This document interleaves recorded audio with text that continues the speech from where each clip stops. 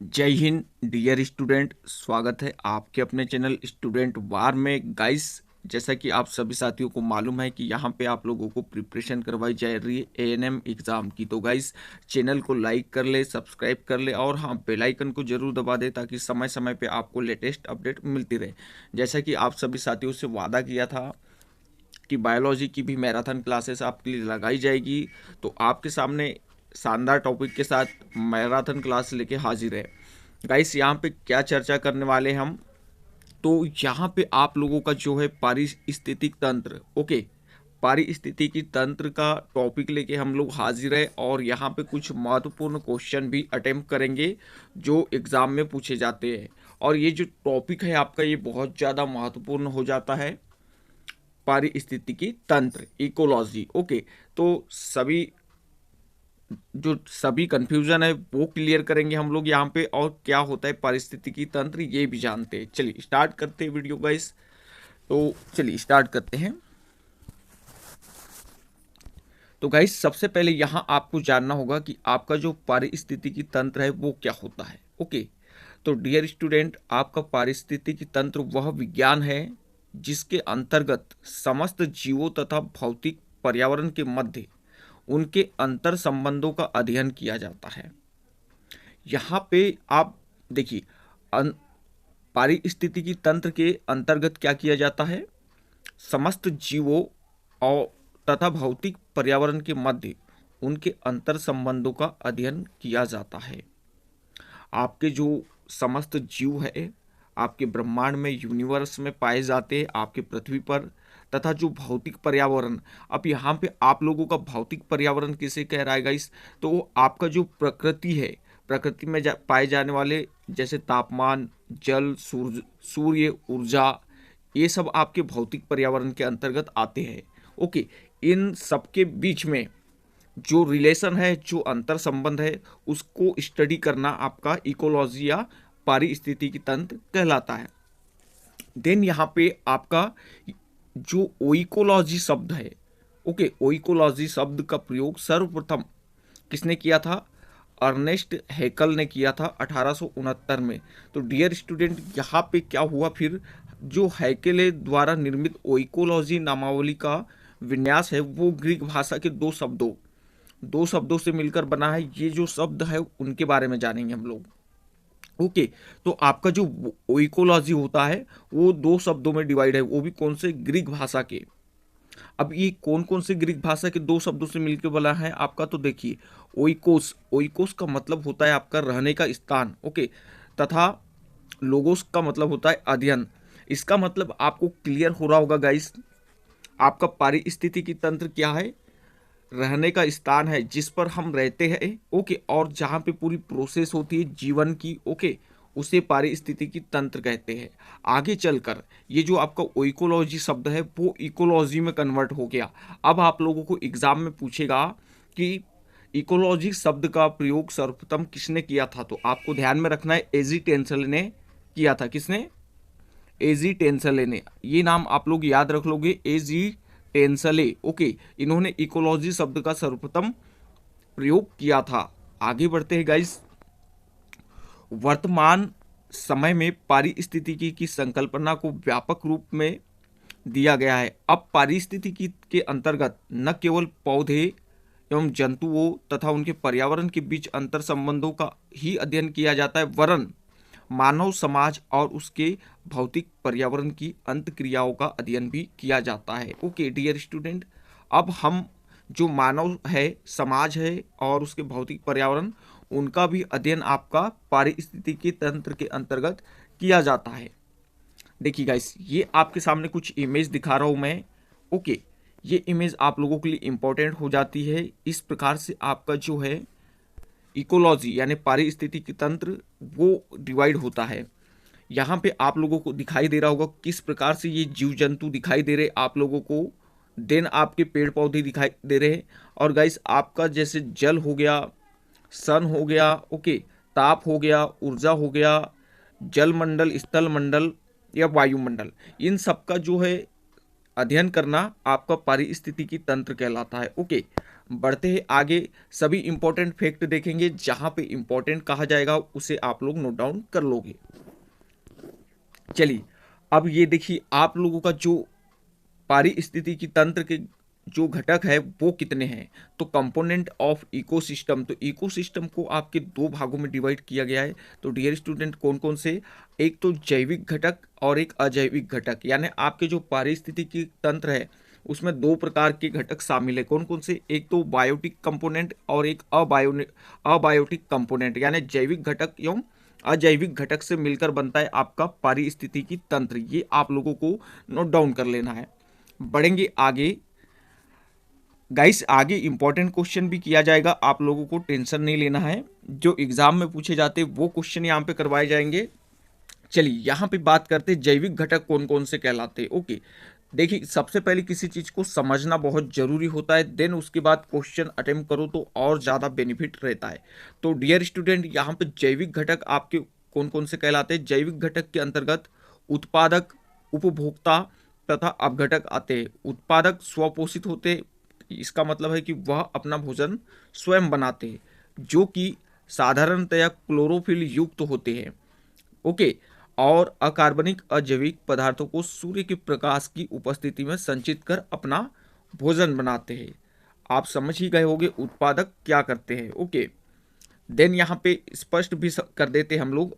उत्पादक, इस उत्पादक का मतलब आपका है कि वो अपना भोजन स्वयं बनाते हैं, किसी पे डिपेंड नहीं करते हैं। ओके गाइस, तो आपके जो जैविक घटक है वो कितने प्रकार के होते हैं। तो ये आपके तीन प्रकार के होते हैं जैविक घटक। कौन कौन से होते हैं, उत्पादक, उपभोक्ता और अपघटक। इनके बारे में भी डिटेल वाइज समझेंगे हम लोग आगे। तो पहले बढ़ते हैं आगे हम। ओके, चलिए अब बात करते हैं हम। देखिए बताया था जैविक घटक आपके उत्पादक, अपघटक और उपभोक्ता। ओके, प्रोड्यूसर, डिकम्पोजर और कंज्यूमर, ये तीन प्रकार के होते हैं आपके जैविक घटक। अब बात करेंगे हम लोग अजैविक घटक की, अबायोटिक कंपोनेंट। ओके, तो ये कौन कौन से होते हैं आपके पारितंत्र के अजैविक घटक। काफी महत्वपूर्ण होते।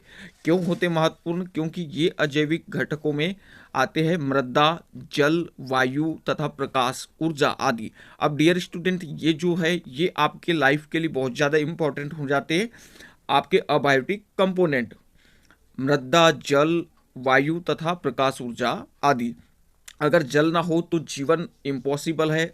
ओके गाइस, अगर वायु ना हो तो भी जीवन इम्पॉसिबल है, अगर प्रकाश ऊर्जा ना हो तो भी लाइफ बहुत ज़्यादा इम्पॉसिबल है। इसलिए बहुत ज़्यादा आप लोगों के जो अबायोटिक कंपोनेंट है वो महत्वपूर्ण हो जाते हैं। ओके, इनमें बहुसंख्यक अकार्बनिक पदार्थ जैसे ऑक्सीजन, नाइट्रोजन आदि, रासायनिक एवं भौतिक प्रक्रियाएं जैसे ज्वालामुखी, भूकंप, बाढ़, दावानल, जलवायु तथा मौसमी दशाएं भी शामिल है। तो गाइस, आप सभी साथी जानते हो कि आपका जो पूरा पृथ्वी है, ओके, और पूरा वायुमंडल है, उसमें ये घटनाएं कॉमन है। ज्वालामुखी का आना, भूकंप का आना, बाढ़ का आना, दावानल या जलवायु तथा मौसमी संबंधित कोई भी घटनाएं हो सकती है। ओके, आपके जो अबायोटिक कंपोनेंट्स है उनमें। अब गाइस आगे बात करेंगे हम लोग। चलिए आगे आपका देखते हैं कुछ इंपॉर्टेंट फैक्ट। तो ये रहा, देखिए ये आपके अजैविक घटक को इमेज के माध्यम से भी यहाँ पे समझा दूं मैं।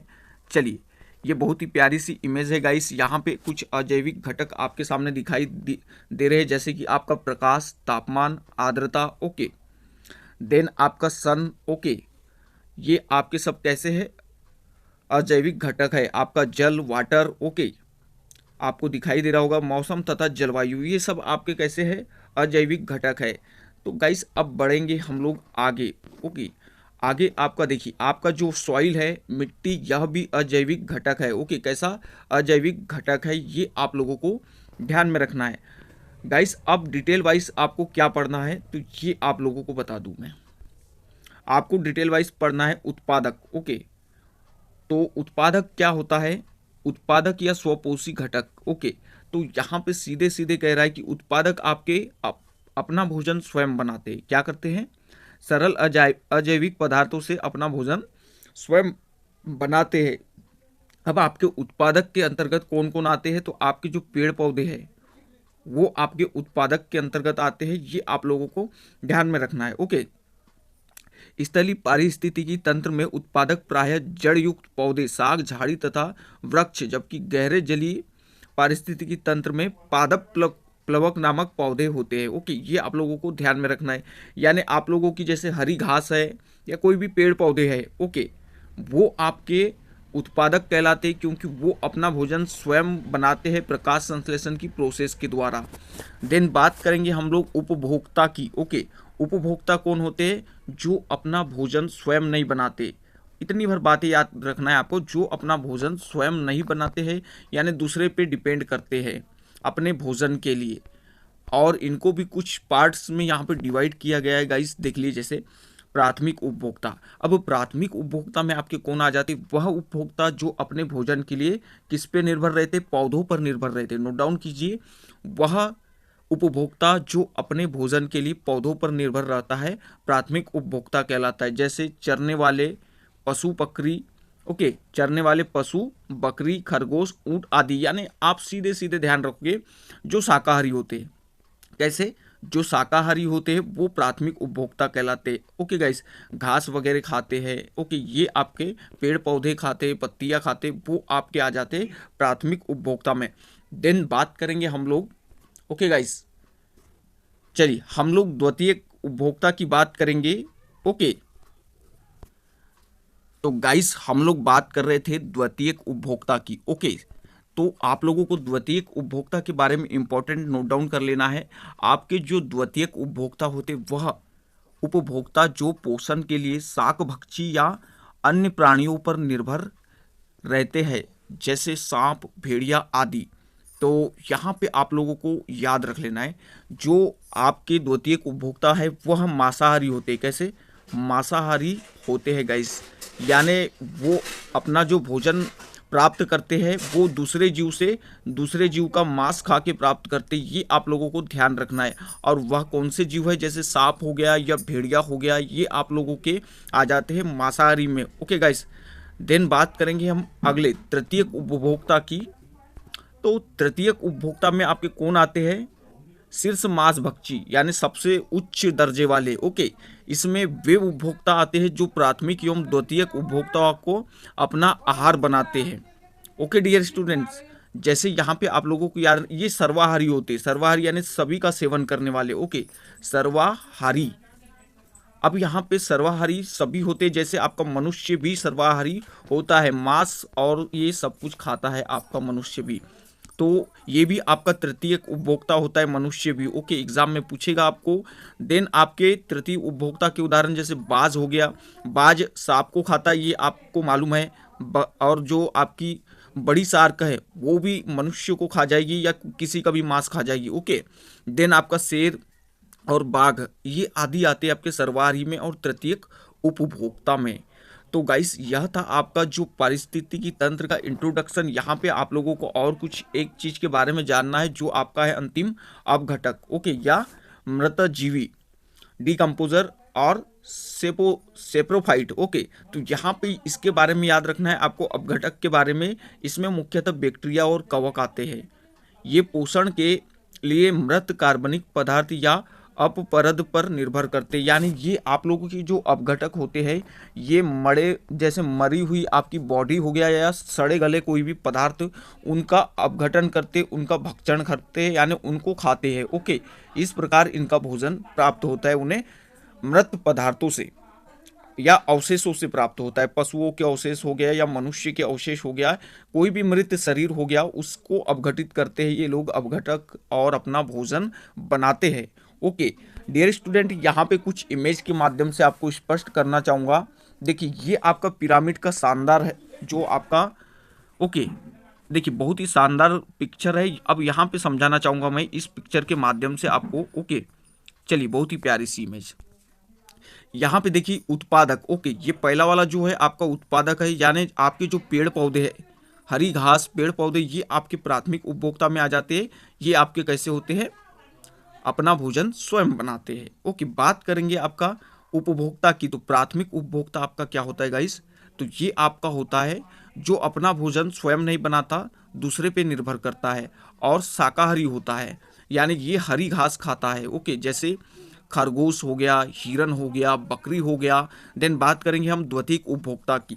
तो द्वितीयक उपभोक्ता आपका कैसा होता है, ये आपका मांसाहारी होता है। देन ये आपका किनका भक्षण करता है, ये प्राथमिक उपभोक्ता का भक्षण करता है। ओके, जैसे सांप हो गया, भेड़िया हो गया, ये आप लोगों को बकरियों को खा जाता है सांप और भेड़िया। ओके, ये आप लोगों को ध्यान में रखना है।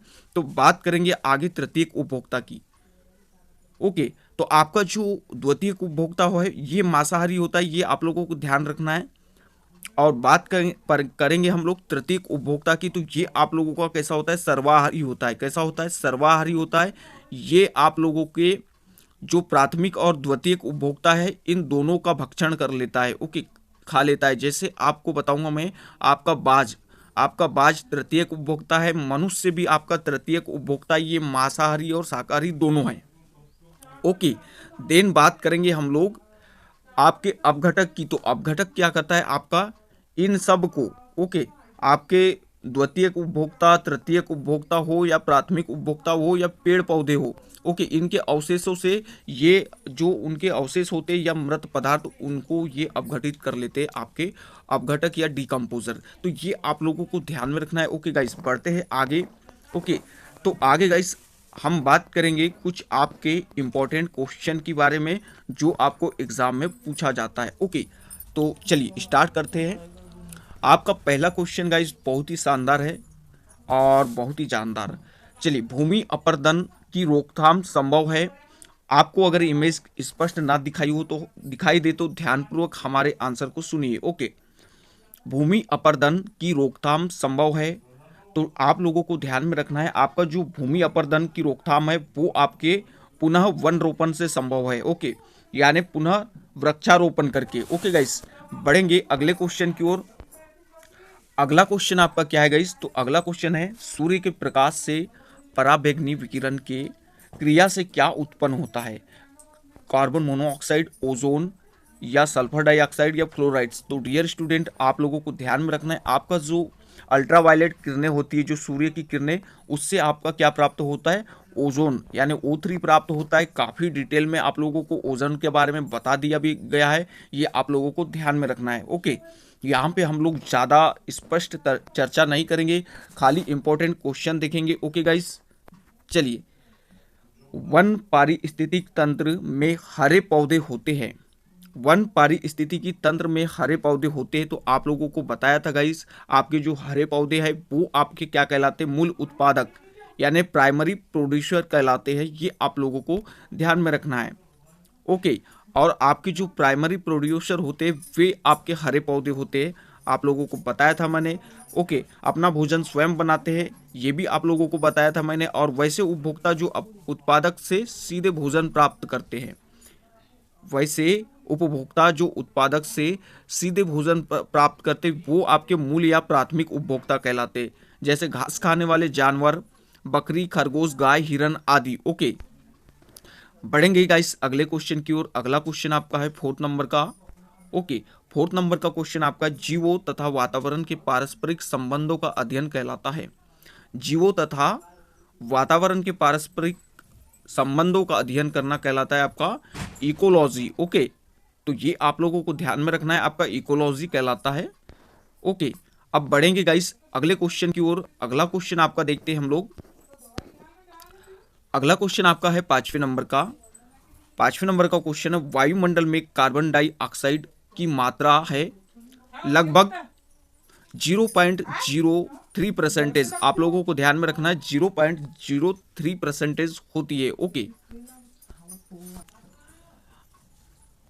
चलिए गाइस आप लोगों का नेक्स्ट क्वेश्चन देखते। अगला क्वेश्चन आपका है 6वें नंबर का क्वेश्चन, और क्वेश्चन आपका है गाइस, चलिए देखते क्या क्वेश्चन है। ओके, तो आपका क्वेश्चन है, अंतिम रूप में जैविक ऊर्जा किससे प्राप्त होती है। अंतिम रूप में जैविक ऊर्जा किससे प्राप्त होती है, Surya Prakash, glucose, ATP, mitochondria. तो आप लोगों को ध्यान में रखना है, आपकी जो ऊर्जा बनती है वो एटीपी में बनती है, एडिनो ट्राई फॉस्फेट में बनती है, आप लोगों को ध्यान में रखना है। और आपकी जो अगर पूछ ले आपकी जो ऊर्जा है वो कहाँ संग्रहित होती है, तो माइटोकॉन्ड्रिया में संग्रहित होती है, जिसे सेल का पावर हाउस कहा जाता है, आप लोगों को ध्यान में रखना है। बढ़ेंगे अगले क्वेश्चन की ओर। अगला क्वेश्चन आपका है 7वें नंबर का क्वेश्चन। ओके गाइस, तो यहाँ पे आपका 7वें नंबर का क्वेश्चन देख लेते हैं हम लोग। क्या है ये क्वेश्चन? किसी निश्चित क्षेत्र जैसे तालाब आदि में पौधों एवं जंतुओं के बीच पारस्परिक संबंध को क्या कहा जाता है? तो आपको ध्यान में रखना है, इसे पारिस्थितिकी तंत्र कहा जाता है। बढ़ेंगे अगले क्वेश्चन की ओर। अगले क्वेश्चन की ओर बढ़ने से पहले आप लोगों को ध्यान में रखना है, जो इकोसिस्टम शब्द है उसका उपयोग सबसे पहले किसने किया था? एजी टेंसले ने 1935 में किया था। ओके, और आपका जो बायोम है वो पृथ्वी या समुद्र के किसी ऐसे बड़े क्षेत्रों को कहते हैं जिसके सभी भागों में मौसम, भूगोल और जीवों की समानता होती है। ओके, देन बढ़ेंगे अगले क्वेश्चन की ओर। अगला क्वेश्चन आपका है 8वें नंबर का। सूर्य की रोशनी से अल्ट्रावायलेट किरणें निकलती है जो उत्पादित करती है, तो आप लोगों को ध्यान रहे, ओजोन उत्पादित करती है। बढ़ेंगे गाइस 90वें नंबर के क्वेश्चन की ओर। 90वें नंबर का क्वेश्चन बहुत ही प्यारा सा, अम्ल वर्षा का मुख्य कारण है, तो आप लोगों को ध्यान में रखना है, आपका जो अम्ल वर्षा का मुख्य कारण है वो है वायु प्रदूषण द्वारा SO2 यानी सल्फर डाइऑक्साइड की मात्रा में वृद्धि। ओके, देन बढ़ते हैं अगले क्वेश्चन की ओर। अगला क्वेश्चन आपका गाइस क्या है? 10वें नंबर का क्वेश्चन। ओके, भारत में मृदा अपरदन का सबसे गंभीर कारण है वायु द्वारा मिट्टी का उड़ान, जल बाढ़ द्वारा मिट्टी का विस्थापन या शुष्क दशा या वन कटाव। तो आप लोगों को ध्यान देना है, जो आप लोगों का मृदा कटाव यानी मृदा अपरदन का मुख्य कारण है वो आपका है वन कटाव, यानी वनों को काटने से हमारा मृदा यानी मिट्टी का अपरदन हो रहा है। बढ़ेंगे अगले क्वेश्चन की ओर। अगला क्वेश्चन आपका है गाइस, मृदा कण की सतह पर मजबूती से चिपकी पतली जल परत कहलाती है। मृदा कण की सतह पर मजबूती से चिपकी पतली जल परत कहलाती है आपकी, तो आपको ध्यान में रखना है क्या कहलाती है? आपकी आर्द्रता जल। ओके, बढ़ेंगे अगले क्वेश्चन की ओर। अगला क्वेश्चन आपका है 12 नंबर का, जल क्रांति कहाँ होती है? तो डियर स्टूडेंट, आपकी जो जल क्रांति होती है वो कैसी मिट्टी पे होती है? चिकनी मिट्टी पे होती है। ओके, बढ़ेंगे अगले क्वेश्चन की ओर। अगला क्वेश्चन आपका है 13 नंबर का। ओके, 13 नंबर का क्वेश्चन आपका है, खाद्य कड़ी यानी फूड चेन में शाकाहारी होते हैं। तो आप लोगों को बताया था, आपके जो शाकाहारी होते वो प्राथमिक उपभोक्ता होते। कैसे प्राथमिक उपभोक्ता होते? ये अपना भोजन स्वयं नहीं बनाते, दूसरे पे डिपेंड रहते, यानी ये आपके उत्पादक से भोजन प्राप्त करते, पेड़ पौधों से भोजन प्राप्त करते हैं। जैसे आपका कौन कौन सा आ जाता है प्राथमिक उपभोक्ता में? बकरी, खरगोश, हिरन, जो घास खाने वाले जीव जंतु है वो आपके प्राथमिक उपभोक्ता में आ जाते हैं। देन गाइस आगे बढ़ते, आगे आपका है पादपों को मिट्टी से जो जल मिलता है वह है, तो आपको ध्यान में रखना है, जो पादपों को जल मिलता है मिट्टी से वो आपका कैसा जल है? तो केसी का जल, कैपिलरी वाटर है। हम काफ़ी यानी ये क्वेश्चन चर्चा भी कर चुके हैं मैराथन क्लासेस में और देखने को भी मिले हैं। ओके, देन पादप जो चट्टानों की सतह पर उगते हैं उन्हें क्या कहते हैं? तो आपको याद रखना है, आपके जो ऐसे पेड़ पौधे जो चट्टानों पर उगते हैं उन्हें लिथोफाइट कहते हैं। ओके, क्या कहते हैं? लिथोफाइट कहते हैं, आप लोगों को ध्यान में रख लेना है। देन आपके ऐसे पादप जो बर्फ पर पाए जाते हैं, शैवाल को क्रिप्टोफाइट्स कहते हैं। ओके, बढ़ेंगे अगले क्वेश्चन की ओर। अगला क्वेश्चन आपका गाइस यहाँ पे है 16 नंबर का, नदियों, तालाबों आदि में पाए जाने वाले जलीय हरे पौधों को कहा जाता है? नदियों, तालाबों आदि में पाए जाने वाले जलीय हरे पौधों को क्या कहा जाता है? तो आप लोगों को ध्यान में रखना है, इन्हें एल्गी या शैवाल कहा जाता है। ओके, बढ़ेंगे अगले क्वेश्चन की ओर। अगला क्वेश्चन आपका है 17 नंबर का। चलिए 17 नंबर का क्वेश्चन है, भोजन श्रृंखला का 10% नियम किसने दिया था? तो ये आप लोगों को ध्यान में रखना है, ये नियम आपका किसने दिया था? तो आपके लिंडमान ने दिया था, आप लोगों को ध्यान में रखना है। यहाँ पे आपका जो रक्त परिसंचरण की खोज की थी ये विलियम हार्वे ने की थी, आप लोगों को ध्यान में रखना है, और रेडियम की खोज मैडम क्यूरी ने की थी। ओके, बढ़ेंगे अगले क्वेश्चन की ओर। अगला क्वेश्चन आपका है 18 नंबर का, दीमक लकड़ी का पाचन ऐसे एंजाइम की सहायता से करती है जो स्रावित होता है लार ग्रंथियों से या मध्यात्र में कोशिकाओं से सहजीवी प्रोटोजोआ द्वारा। तो आपको ध्यान में रखना है सहजीवी प्रोटोजोआ द्वारा। ओके, बढ़ेंगे अगले क्वेश्चन की ओर। अगला क्वेश्चन आपका क्या है गाइस? तो अगला क्वेश्चन आपका है, जोड़ी मिलाना है आप लोगों को। ओके, आपका यहाँ पे कुछ ब्रांचेस दी है और उससे संबंधित अध्ययन दिया है, तो आपको ध्यान में रखना है, आपका जो कॉस्मोलॉजी है उसके द्वारा ब्रह्मांड का अध्ययन किया जाता है, आपका जो इकोलॉजी है वो आपका क्या कहलाता है, तो इकोलॉजी आपका क्या कहलाता है, आप लोगों को ध्यान में रखना है, ये आपका कहलाएगा पर्यावरण का अध्ययन कहलाएगा। ओके, देन यहाँ पे एंथोलॉजी, तो एंथोलॉजी आपका क्या कहलाएगा, तो आपको ध्यान में रखना है पुष्पों का अध्ययन। और आपका जो पोमोलॉजी है वो आपका क्या कहलाएगा, फलों का अध्ययन। और न्यूरोलॉजी आपका स्नायु तंतुओं का अध्ययन। ओके, तो यहाँ पे देखिए ये आप लोगों का आंसर भी मिलाया हुआ है। ओके, और शानदार तरीके से कास्मोलॉजी ब्रह्मांड का अध्ययन, इकोलॉजी पर्यावरण का अध्ययन, एंथोलॉजी पुष्पों का अध्ययन, पोमोलॉजी फलों का अध्ययन, न्यूरोलॉजी स्नायु तंतुओं का अध्ययन। बढ़ेंगे गाइस अगले क्वेश्चन की ओर। पर्यावरण किससे बनता है, तो आप सभी साथियों को मालूम है कि पर्यावरण जीवी घटकों से, ओके, भू आकृतिक घटकों से और अजैविक घटकों से, यानी उपरोक्त सभी से मिलकर बनता है आपका पर्यावरण।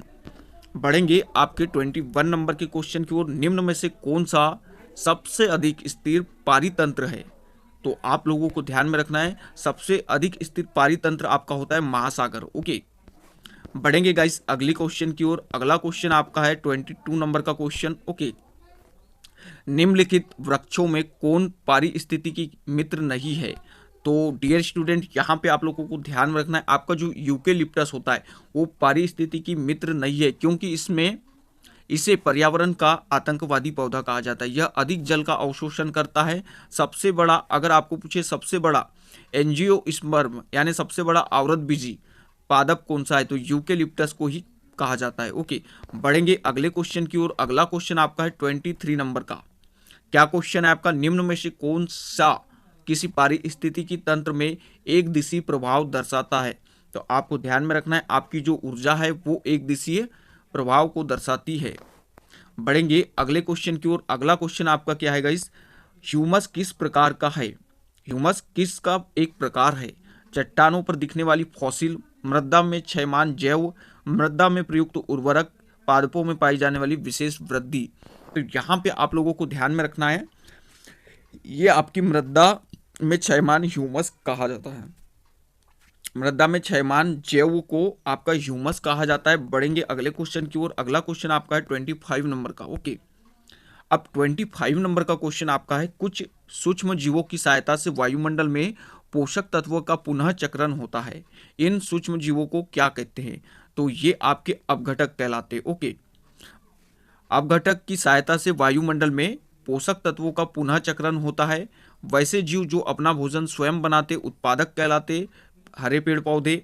ओके गाइस, देन आगे बढ़ते हैं हम लोग। तो वैसे जीव जो अपने भोजन के लिए दूसरे जीवों पर आश्रित रहते उपभोक्ता कहलाते हैं, जैसे मनुष्य, हाथी, घोड़ा, सांप। ओके, बढ़ेंगे आगे।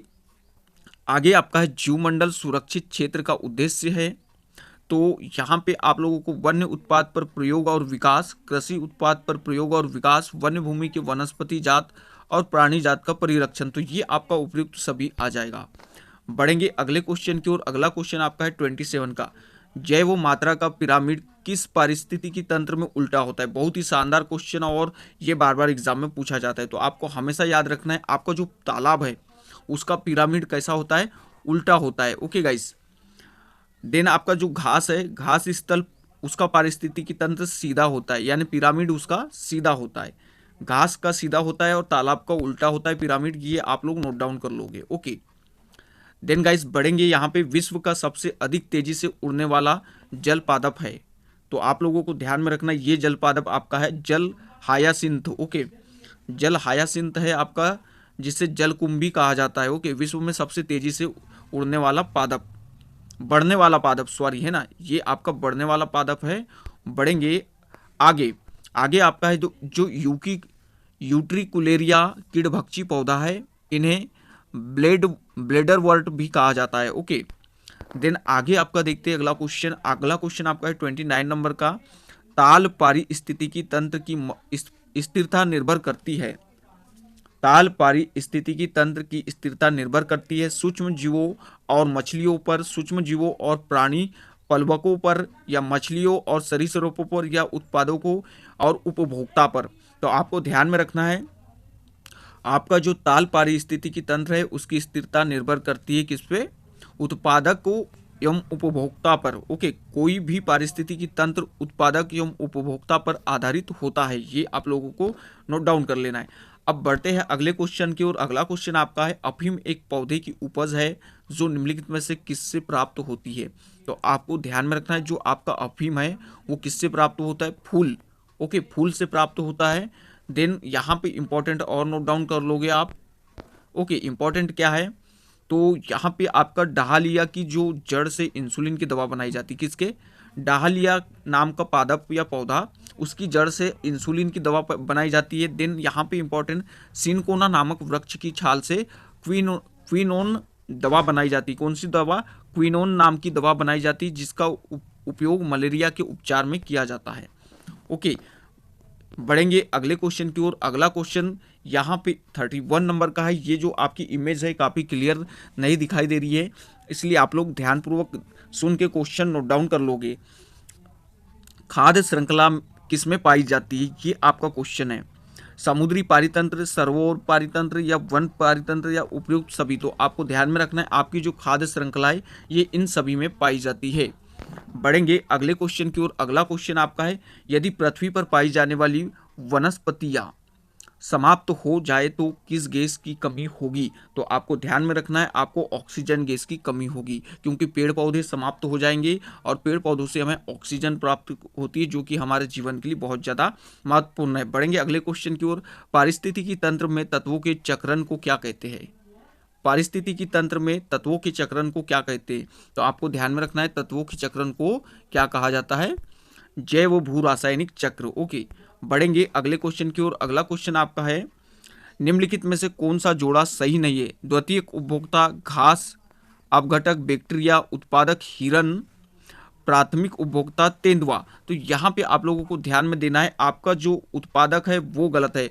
उत्पादक हमेशा अपना भोजन स्वयं बनाता है और वो मात्र पौधे हैं आपके जो अपना भोजन स्वयं बनाते हैं। ओके, तो उत्पादक की जगह पौधे आते हैं, न कि हिरन। हिरन आपका द्वितीयक उपभोक्ता का उदाहरण है, ये नोट डाउन कर लोगे। ओके, देन गाइस बढ़ेंगे आगे। तो आगे आपका देखते हैं हम लोग। हाँ, तो चलिए यहाँ पे आप लोगों का,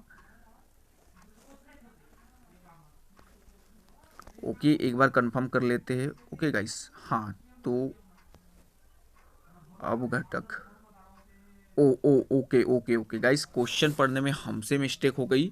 ओके, लेकिन हम फिर से कंफर्म करते, आपका जो 34 नंबर का क्वेश्चन है वो उन्होंने कहा था कि निम्न में से कौन सा जोड़ा सही है, ओके, ना कि गलत। तो आप लोगों को ध्यान में रखना है, यहाँ पे जो आपका द्वितीयक उपभोक्ता है वो घास नहीं है। घास कैसा है, घास प्राथमिक उपभोक्ता है, ओके, जो कि अपना भोजन स्वयं बनाते हैं, ओके, घास लोग, ओके, सन से। तो ये आपका हो जाएगा पहला वाला गलत। ओके, देन बात करते हैं हम यहाँ पे उत्पादक की। तो उत्पादक पेड़ पौधे होते हैं, ये भी आपका गलत हो जाएगा। और आपका चौथा वाला प्राथमिक उपभोक्ता तेंदुआ, तो तेंदुआ आपका प्राथमिक उपभोक्ता में नहीं आएगा, ये आपका तृतीयक उपभोक्ता में आएगा। क्यों गाइस, क्योंकि ये आपका सर्वाहारी होता है, मांसाहारी एवं शाकाहारी दोनों होते हैं, ये सर्वाहारी होते हैं। तो आपका ऑप्शन नंबर कौन सा सही आ जाएगा, अपघटक। अपघटक आपके बैक्टीरिया वगैरह आते हैं इसमें। बढ़ेंगे आगे। तो डियर स्टूडेंट, ये आप लोग स्क्रीनशॉट ले लोगे और इसके बारे में पढ़ लोगे आराम से। फिर भी चलिए एक बार पढ़ के सुनाई देता हूँ मैं। ओके, वैसे जीव जो अपना भोजन स्वयं बनाते हैं, जिसमें प्रकाश संश्लेषण की क्रिया होती, उत्पादक कहलाते। एग्जाम्पल हरे पेड़ पौधे। अगला बात करेंगे वैसे उपभोक्ता जो उत्पादक से सीधे भोजन प्राप्त करते हैं। उत्पादक बोले तो पौधों से सीधे भोजन प्राप्त कहलाते, ये प्राथमिक उपभोक्ता कहलाते। हिरन, बकरी, गाय, खरगोश, घास खाने वाले। ओके गाइस, देन वैसे उपभोक्ता जो अपने भोजन के लिए प्राथमिक उपभोक्ता पर निर्भर करते हैं, द्वितीयक उपभोक्ता कहलाते, जैसे सियार, लोमड़ी, कुत्ता, बिल्ली इत्यादि। ओके, यानी ये मांसाहारी होते, द्वितीयक उपभोक्ता। बात करेंगे आगे, और प्राथमिक उपभोक्ता कैसे होते, शाकाहारी। आगे आपके वैसे उपभोक्ता जो अपने भोजन के लिए प्राथमिक एवं द्वितीयक उपभोक्ता पे निर्भर करते हैं, वो आपके क्या कहलाते, तृतीयक उपभोक्ता कहलाते। बाघ, शेर, चीता। ओके डियर स्टूडेंट, बात करेंगे मृत उत्पादक एवं उपभोक्ता को सरल पदार्थों में अपघटित करने वाले पदार्थ आपके अपघटक कहलाते, जीवाणु, कवक, बैक्टीरिया। ओके, अब बढ़ेंगे आपके 35 नंबर के क्वेश्चन की ओर। बहुत ही प्यारा सा और शानदार क्वेश्चन। ओके, यहाँ पे आप लोगों को कुछ शब्द दिया है और उनको अपने क्रम में जमाने के लिए कहा गया है, जैसे पत्ती, तना, फूल, फल, जड़। तो यहाँ पे आप लोगों को ध्यान में रखना है, आपका ऑप्शन नंबर बी सही होएगा, क्योंकि सबसे पहले आपकी जड़ें निकलेगी, फिर तना बनेगा, फिर पत्तियाँ निकलेगी, फिर फूल लगेगा, फिर फल आएगा। ओके, तो ये आप लोगों को क्रम याद रख लेना है, एग्जाम में बार बार पूछा जाता है। बढ़ेंगे गाइस अगले क्वेश्चन की ओर। अगला क्वेश्चन आपका है 36 नंबर का। 36 नंबर का क्वेश्चन, जैविक वस्तुओं का संगठन के सर्वाधिक उच्च स्तर को क्या कहा जाता है? जैविक वस्तुओं का संगठन के सर्वाधिक उच्च स्तर को क्या कहा जाता है? तो आपको ध्यान में रखना है, जैवमंडल कहा जाता है। ओके, बढ़ेंगे 37 नंबर के क्वेश्चन की ओर। इनमें से किस फसल को प्रति हेक्टेयर अधिकतम जल की मात्रा की आवश्यकता होती है? तो आपको ध्यान में रखना है, गन्ना। ओके, गन्ने की फसल को अधिकतम जल की आवश्यकता होती है। बढ़ेंगे अगले क्वेश्चन की ओर। अगला क्वेश्चन आपका है, सामूहिक खेती यहाँ के घास स्थलों में की जाती है। तो ये देखिए, आप लोगों को ध्यान में रखना है, ये कुछ घास है और कौन से देश में पाए जाते हैं। तो आपका जो पंपास घास है वो अर्जेंटीना में पाया जाता है, और स्टेप्स घास आपका क्या है, यूरेशिया में पाया जाता है, और वेल्ड घास आपका दक्षिण अफ्रीका में, और प्रेरी आपका अमेरिका में। ये आप लोग याद कर लोगे। ओके, और आपका इसका आंसर क्या होगा? तो आंसर आपको याद में रख लेना है, सामूहिक खेती यहाँ के घास के स्थलों में की जाती, तो पंपास घास में की जाती सामूहिक खेती अर्जेंटीना में। बढ़ेंगे अगले क्वेश्चन की ओर। अगला क्वेश्चन आपका है 39 नंबर का, प्रकृति में पोषण रीतियां इनमें पाई जाती है। तो आपको ध्यान में रखना है, पारितंत्र में पाई जाती है। ओके, बढ़ेंगे अगले क्वेश्चन की ओर। अगला क्वेश्चन आपका है 40 नंबर का, और 40 नंबर का क्वेश्चन है, जीवों के उनके पर्यावरण के संबंध में अध्ययन को क्या कहते हैं? जीवों के उनके पर्यावरण के संबंध में अध्ययन को क्या कहते हैं? तो आपको ध्यान में रखना है, पारिस्थितिकी विज्ञान। ओके, देन कीट के अध्ययन को आपका एंटोमोलॉजी कहते हैं, यानी कीट विज्ञान। ओके, आपको इंग्लिश में भी नाम याद रखना है, एंटोमोलॉजी। ओके, जंतुओं के अध्ययन को प्राणी विज्ञान कहते हैं, यानी जूलॉजी। देन बढ़ेंगे गाइस आगे अगले क्वेश्चन की ओर। अगला क्वेश्चन आपका है, निम्नलिखित में से कौन सा हरित दूतावास की गुणवत्ता का एक घटक नहीं है? तो आपको ध्यान में रखना है, ये आपका है। तो गाइस आप लोगों को याद रखना है, 41 नंबर के आंसर आपका क्या होगा?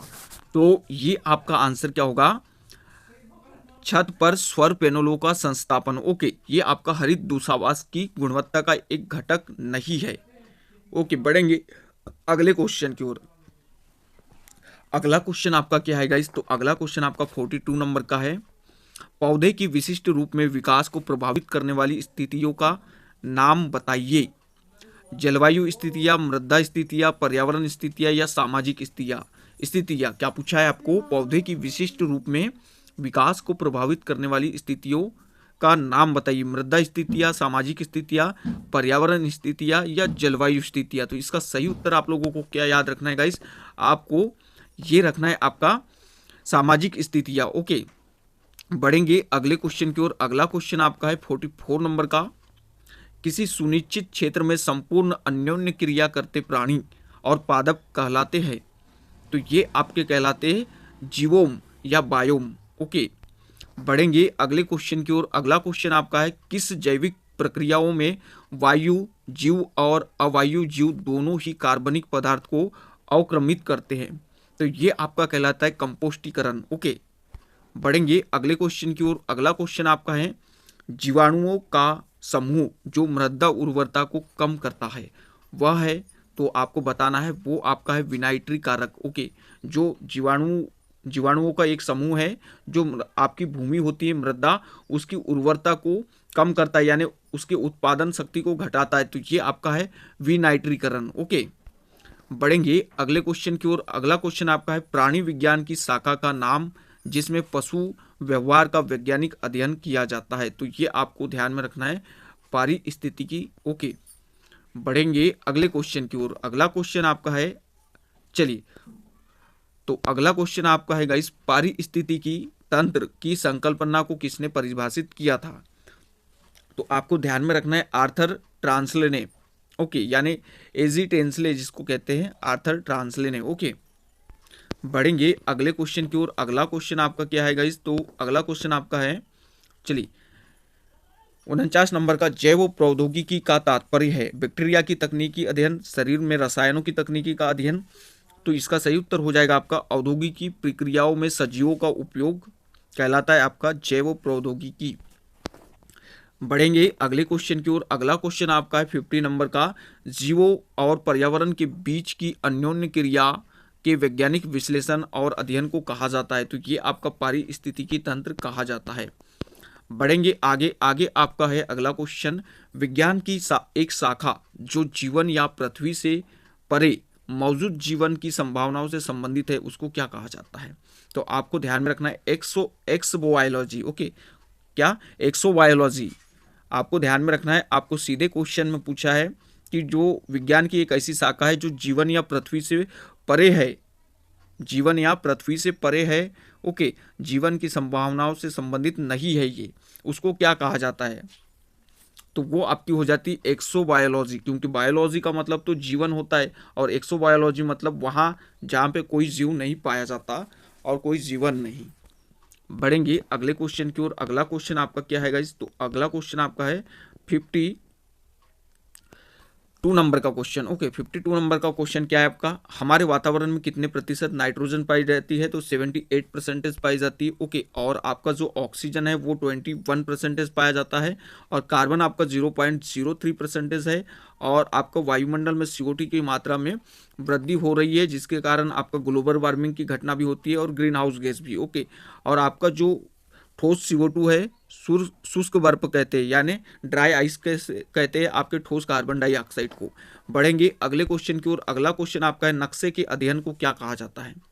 तो आपको ध्यान में रखना है कार्टोग्राफी कहा जाता है नक्शे के अध्ययन को। ओके, देन बढ़ेंगे आगे। आगे आपका क्वेश्चन है, चलिए इस क्वेश्चन को हम लोग छोड़ेंगे क्योंकि ये क्वेश्चन आपका उतना इंपॉर्टेंट नहीं है और काफ़ी बड़ा भी है। ओके, देन बढ़ते हैं हम लोग आगे। निम्नलिखित में से किस विकल्प का अर्थ प्राकृतिक या कृत्रिम रूप से जंगलों की पुनः स्थापना है। तो आपको ध्यान में रखना है ये आपका कहलाता है रिफॉरेस्टेशन। ओके, रिफॉरेस्टेशन यानी जो आपका जंगलों की पुनः स्थापना करना कहलाता है रिफॉरेस्टेशन। ओके, बढ़ेंगे अगले क्वेश्चन की ओर। अगला क्वेश्चन आपका क्या है, तो अगला क्वेश्चन आपका बहुत ही शानदार। ओके, लकड़ी के खंभों पर जानवरों के चमड़े से पारंपरिक रूप से बनाए जाने वाले शंक्वाकार या कोनिकल तंबू को क्या कहा जाता है। आपने देखा होगा ये जो आपके तंबू वगैरह बनाए जाते हैं। ओके, तो लकड़ी के खंभों और जानवरों के चमड़ों से जो बनाए जाते पारंपरिक रूप से, उन तंबुओं को क्या कहा जाता है। तो आपको ध्यान में रखना है टीपी कहा जाता है। ओके, क्या कहा जाता है, टीपी।